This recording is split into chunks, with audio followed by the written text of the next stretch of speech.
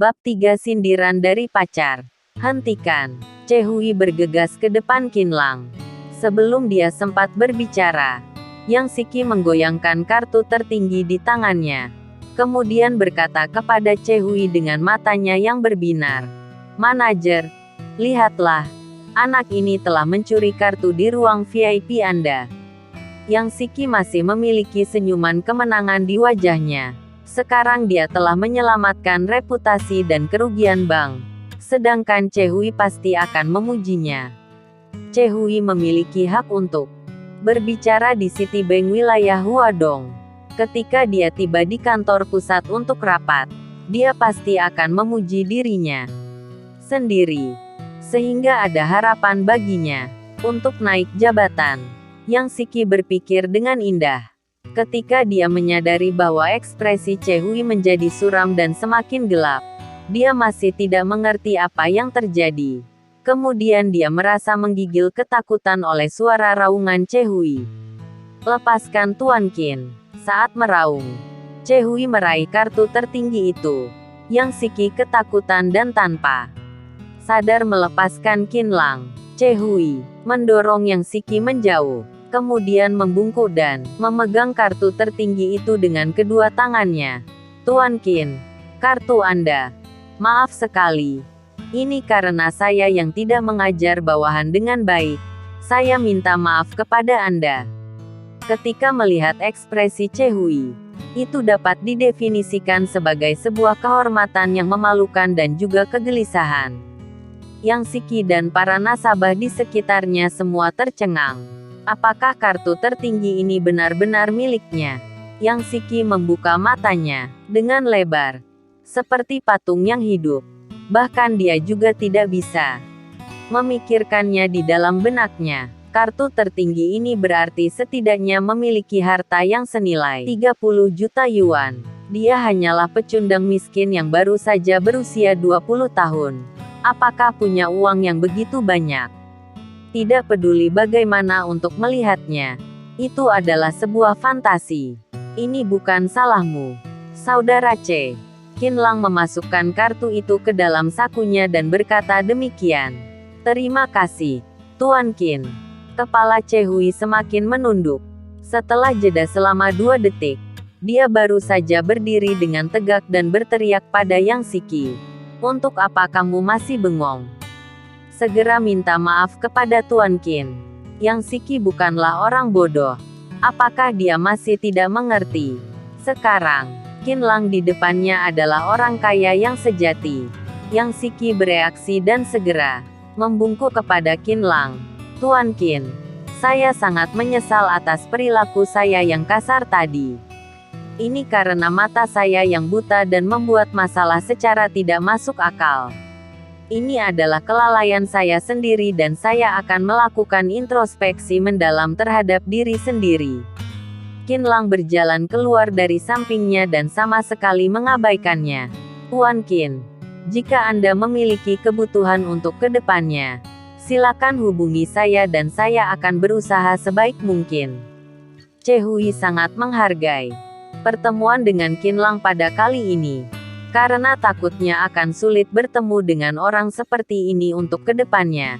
Sehingga juga tidak menutup-nutupi untuk menyanjungnya. Oke, Saudara C. Qinlang tersenyum dan menjawabnya. Apalagi, Chehui yang membantunya tadi. Sapaan Saudara C, ini hampir membuat Chehui melayang. Orang yang memiliki aset senilai 1,4 miliar yuan memanggilnya saudara. Pria kaya dan muda ini berpakaian sopan dan sikapnya sangat rendah.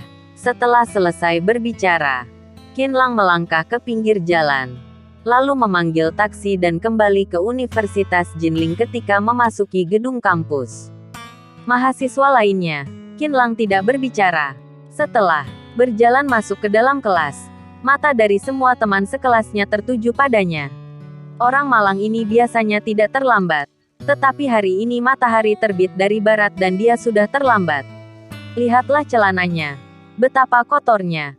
Apakah juga tidak tahu untuk menggantinya? Bagaimana dia punya uang untuk menggantikannya? Apakah kamu sedang bercanda? Sepertinya dia hanya memiliki 2 set pakaian. Mahasiswa belajar dengan lebih santai. Ada beberapa pria mulai berkomentar dengan riuh dan gadis. Gadis di barisan depan juga berkomentar sambil menutupi mulut mereka. Tatapan mereka untuk melihat Qinlang menunjukkan kilau sindiran dan penghinaan. Jangan berkomentar lagi. Mo Manyun berkata dengan keras. Mari kita lanjut belajar.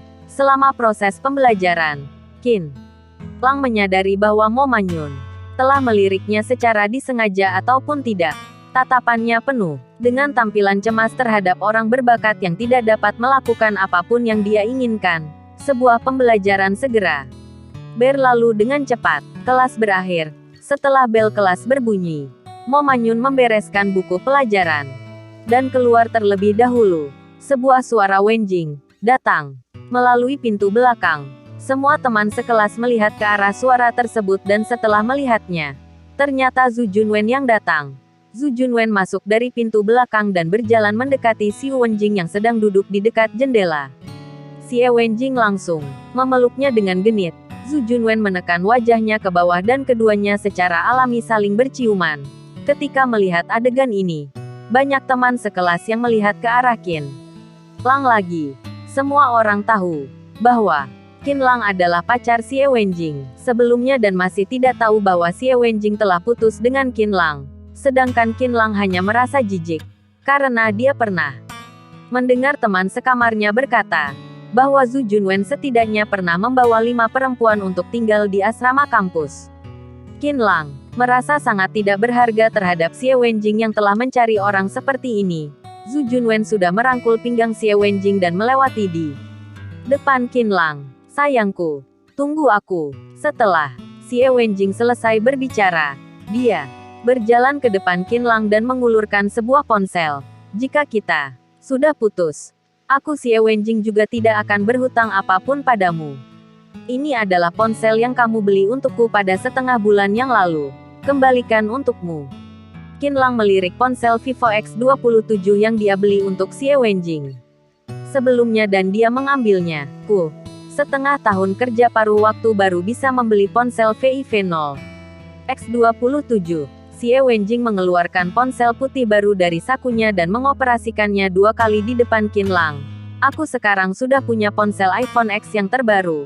Bahkan lebih mudah digunakan daripada ponsel Vivo X27 itu. Ponsel Vivo X27 itu pantas diberikan untuk pecundang yang seperti dia. Zhu Junwen mengangkat dagunya dan melirik ke arah Qinlang. Aku mendengar Wenjing bilang bahwa dia telah meminta ponsel padamu selama setengah tahun dan akhirnya kamu hanya membeli ponsel Vivo padanya. Sobat, apakah kamu tidak merasa malu? Apakah kamu masih berencana berpacaran dengan penampilan yang seperti ini? Sudahlah. Oh iya. Aku peringatkan kamu. Jangan mengganggu Wenjing. Jika telah membiarkan aku mengetahuinya, siap-siap saja untuk menerima konsekuensinya. Jangan berbicara dengan pecundang miskin itu. Mari kita pergi ke Xian Yaju untuk makan. Xie Wenjing sama sekali tidak peduli tentang Qinlang. Coba panggil suami dulu, kata Zhu Junwen sambil tertawa. Suamiku. Mari kita pergi. Xie Wenjing tersenyum genit. Wenjing, seorang gadis mungil tiba-tiba berdiri dan menatap Xie Wenjing dengan ekspresi suram. Kamu benar-benar keterlaluan. Aku benar-benar tidaknya menyangka bahwa teganya kamu bisa putus dengan Qinlang. Apalagi kamu masih bisa mengucapkan kata-kata ini setelah putus. Aku benar-benar merasa malu padamu. Lisia, apa yang kamu katakan? Ekspresi Xie Wenjing menjadi jelek saat dia baik-baik saja dengan Qinlang. Dia memiliki hubungan yang baik dengan Lisia. Sifat Lisia lebih jujur. Terkadang, saat dia bertengkar dengan Qinlang, dia harus meminta Lisia untuk menilainya. Kamu benar-benar meninggalkan Qinlang demi orang yang seperti Zhu Junwen itu. Apakah kamu sudah lupa bagaimana Qinlang memperlakukanmu? Saat itu, kamu sakit dan tidak bisa bangun. Qinlang yang mengantarkan sarapan, makan siang dan makan malammu selama 1 bulan. Saat menaiki Gunung Wulong untuk praktik, kakimu telah terkilir dan Qinlang menggendongmu di jalan pegunungan sejauh 10 kilometer. Apakah kamu sudah lupa dengan semua ini? Qinlang tidak punya banyak uang untuk melakukan pekerjaan paruh waktu. Apalagi harus memberikan uang 800 yuan untukmu per bulan. Kamu menginginkan ponsel, sedangkan dia harus menghemat uang dengan susah payah selama 5 bulan untuk membelikan ponsel padamu. Apakah semua ini hanya digantikan dengan putus dan ejekan? Xie Wenjing marah. Aku tidak memaksanya untuk melakukan ini. Jika dia telah melakukannya, itu hanya menunjukkan bahwa dia bodoh. Ada apa jika dia telah membelikan ponsel untukku? Itu hanya sebuah ponsel Vivo saja. Jika aku bisa memiliki iPhone, untuk apa aku masih menginginkan ponsel Vivo ini? Li Xia menggelengkan kepalanya dan menyeringai. Xie Wenjing, kamu sangat asing. Apakah di dalam duniamu hanya ada uang dan bisakah kamu melakukan segala sesuatu hal hanya dengan memberikan uang padamu? Iya. Xie Wenjing tersenyum marah dan menatap Li Xia dengan lugas. Aku akui bahwa aku suka uang. Apakah itu salah? Setelah selesai berbicara, Xie Wenjing merangkul lengan Zhu Junwen. Suamiku yang baik, mari kita pergi ke Xian Yaju sekarang. Aku merasa jijik untuk melihat kedua pecundang miskin ini. Xie Wenjing memelototi Qinlang dan Li Xia, kemudian meninggalkan kelas dengan bangga.